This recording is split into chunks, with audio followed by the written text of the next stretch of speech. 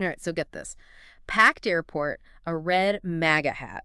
A CEO turns a potential PR disaster into, like, a masterclass in leadership. Uh, We're going deep on this story. It all starts as a viral confrontation. Um, Dallas-Fort Worth Airport. yeah, what's interesting here is how this uh, seemingly simple incident, Yeah. a man being denied boarding because of his hat, how it just spirals into something so much bigger, Mm. really shows the power dynamics and anxieties people are feeling these days. Okay, so picture this. Crowded gate area, everyone rushing around. Mhm. Sources describe this well-dressed man Right. patiently waiting to board. He's wearing this bright red MAGA hat. And it's clear from like eyewitness accounts and things that's causing some, tension among the other passengers. Yeah, several sources point out that people are whispering, looking back and forth between the man and the gate agents. It's like Yeah. everyone's kind of aware that something's about to happen. Yeah, and then it does. A young stewardess approaches him and she tells him politely but firmly that he needs to remove the hat. The airline has like a neutrality policy. Right. No clothing with, potentially divisive messages. And here's where it gets really interesting. Yeah. It's how the man responds. Yeah. In your sources, he's calm, Right. almost eerily so. He politely refuses, stating it's his right to express his personal beliefs. Hmm? And, it's this unexpected calmness that seems to throw everyone off. Yeah, it's like he knows something they don't. Right. Right. And the stewardess, she's following protocol. Right. Confident she's doing the right thing. She even mentions in an internal email that some passengers were giving her, like, supportive nods. Which shows just how divided people were on this front. Yeah. You also see in the social media posts from onlookers that some people were uncomfortable. Some agreed with the stewardess, while others were clearly on the man's side. It's like a microcosm of the larger societal tensions we're grappling with. Yeah, total powder keg. So things escalate. Of course. Security is called. The man is escorted away, still calm. He even smiles faintly at the stewardess. She feels completely justified. Until, that is, she sees an urgent email pop up on her phone. The email that changes everything, right? Mm-hmm. It reveals that the man in the red hat is none other than Carter Mason, the incoming CEO of the very airline she works for. Oh my God. Talk about a plot twist. You can practically feel the panic rising in the stewardess. In her email to her supervisor, it's all there in your sources, that sinking feeling that she just made a huge mistake. Right. And then the phone rings. It's the airline's VP. And he is furious. Oh, he's terrified of the PR nightmare this is going to become, right? Yeah. This incident is already spreading like wildfire online, and they're trying to contain the damage. Right. The stewardess tries to explain herself, apologize, but the damage is done. Right. But here's where Mr. Mason's response is so fascinating. He could have easily demanded her job, made a big show of power. Right. Instead, he does something completely unexpected. He wants to use this situation to address a much larger issue. Yeah, from your research, it's clear that Mr. Mason isn't interested in retribution. Right. He's looking to use this incident to, trigger a much-needed conversation about bias and respect within the company. So we've got this incident, this very public clash that's now going viral, and a CEO who's chosen a very unconventional path. Instead of punishing, he wants to understand. It's a bold move. You see this in the sources, right?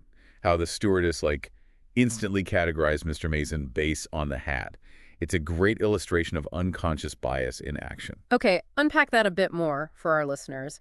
What exactly do we mean by unconscious bias, and how does it, play out in this situation? Sure. So unconscious bias, it refers to those deeply ingrained stereotypes and prejudices we all hold, often without even realizing it. Right. These biases are shaped by, everything, really. Our upbringing, our culture, experiences. They affect how we perceive and judge others, Yeah. often leading to unfair treatment. In the stewardess's case, her assumptions about the hat might have led her to believe that Mr. Mason would be confrontational or, disrespectful, even though he was being perfectly polite. So it's not necessarily about being intentionally malicious, but more about these, automatic reactions we have based on ingrained biases. Exactly. And it's super important to remember that everyone has biases. It's part of being human, right? The key is to become aware of our own biases and learn to kind of mitigate their influence. Which is exactly what Mr. Mason seems to be trying to do. You mentioned earlier that he saw this incident as an opportunity for learning and growth. But wasn't the airline's initial apology a bit, generic? Did it really address the deeper issues? Yeah, you're right to point that out. Some sources, they criticize the airline's initial response as being, well, too superficial, more focused on damage control than genuine change. Mm. They issued a standard apology, promised sensitivity training, but, it lacked a real sense of commitment. And that's where Mr. Mason's leadership style really shines through. He Yeah. doesn't just want to smooth things over. Right. He wants to use this as a catalyst for like real systemic change within the company. Precisely. So instead of letting the story fade away, he takes control of the narrative. Right. Calls a company-wide meeting, and delivers a speech that really sets the tone for his leadership. Now, this is where your sources get really juicy. He doesn't shy away from the incident. Right. He actually brings it front and center. He does, and what's remarkable is his vulnerability. He admits that he understands why people wear that hat, even if he doesn't agree with the message. Right.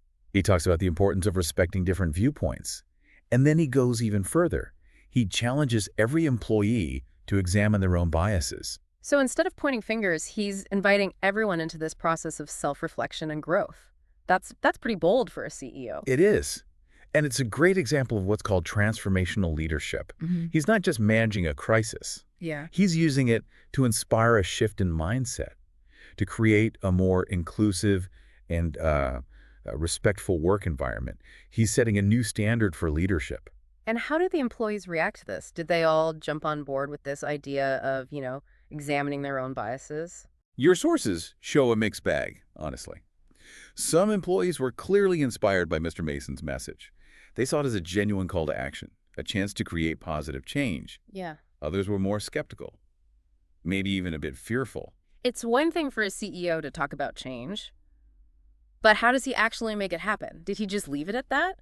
Or did he back up his words with, concrete actions? That's where the Flight Path Forward initiative comes in. And this wasn't just some catchy slogan, right? Mr. Mason put his money where his mouth was. Okay, so tell our listeners about Flight Path Forward. What exactly did it involve, and how did it address the issue of bias? Well, it was a multi-pronged approach. You see in the internal documents that the company invested heavily in diversity and inclusivity training for all employees. They partnered with experts in the field, revamped their customer service protocols, and they even created mentorship programs to support employees from underrepresented groups. So it wasn't just a quick fix, but a long-term strategy to create a more inclusive company culture. Exactly. And it wasn't just about avoiding negative PR. It was about creating a workplace where everyone felt valued and respected, regardless of their background or beliefs. Okay, so we've seen how Mr. Mason handled the internal fallout. But let's not forget that this whole incident, it went viral. Right. The media had a field day with this story. How did they portray the incident, and how did Mr. Mason navigate that, media storm? Well, you can imagine the frenzy. This wasn't just local news. It became a national story. Right. You see in the sources how some media outlets, they painted the stewardess as the villain, a symbol of political correctness gone too far. Others focused on Mr. Mason, praising him as a model CEO. And of course, social media blew up.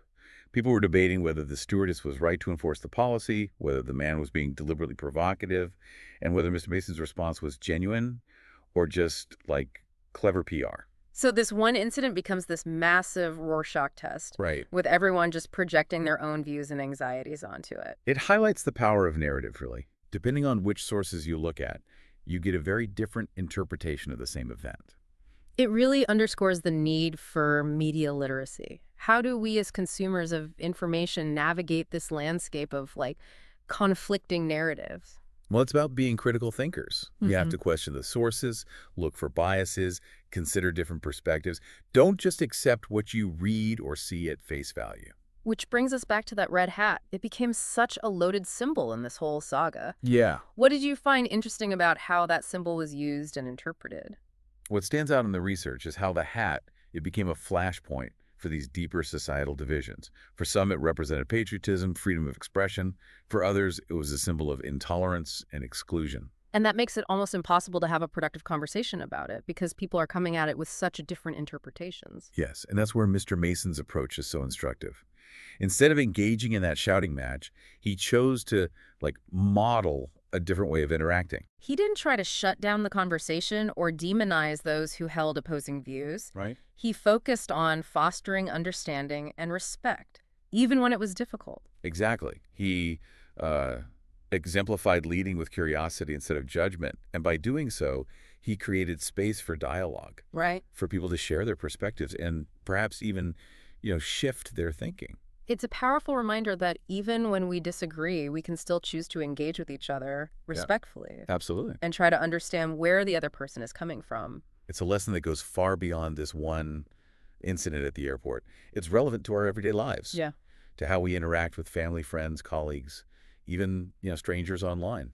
So as we wrap up this deep dive, what are some key takeaways for our listener? What can they learn from this whole situation that they can apply to their own lives? Well, first and foremost, it's a call to self-awareness.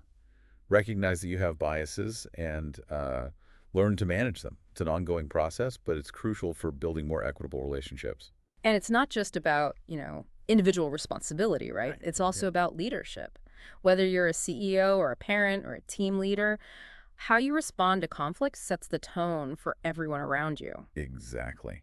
Mr. Mason's approach, it shows that leadership isn't about wielding power or silencing dissent. It's about creating an environment where people feel safe to share their perspectives, to learn from mistakes, and to grow together. And remember, even seemingly negative events, like that confrontation at the airport, can be catalysts for positive change. Right. It's all about how we choose to respond, how we choose to learn and grow from those experiences. So as you reflect on this story, think about your own biases, your own leadership style. How can you foster more understanding and respect in your own interactions? How can you turn challenges into opportunities for growth? This deep dive has been a roller coaster. We've seen how a simple red hat can ignite a firestorm of controversy, Yeah. how unconscious bias can shape our actions, and how one leader's response can turn a PR nightmare into a powerful lesson in empathy and growth. And hopefully it's left you with some food for thought, some insights that you can take with you into your own world.